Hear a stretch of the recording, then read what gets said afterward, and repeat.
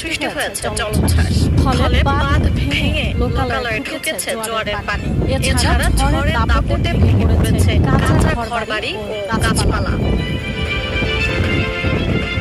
জানা গেছে প্রবল এই ঘূর্ণিঝড়ের প্রভাবে বিষখালী, সন্ধ্যা, পায়রা, আন্ধারমানিক, গলাচিপা ও তেঁতুলিয়া নদীর উপচে পড়া পানিতে বরগুনা ও পটুয়াখালীর নির্মাঞ্চল প্লাবিত হয়েছে।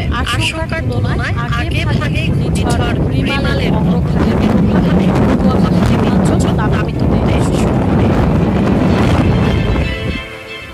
বাগেরহাটের বলেশ্বর, পানকুচি, খাসিয়াখালী এবং দরাটানা নদীর পানি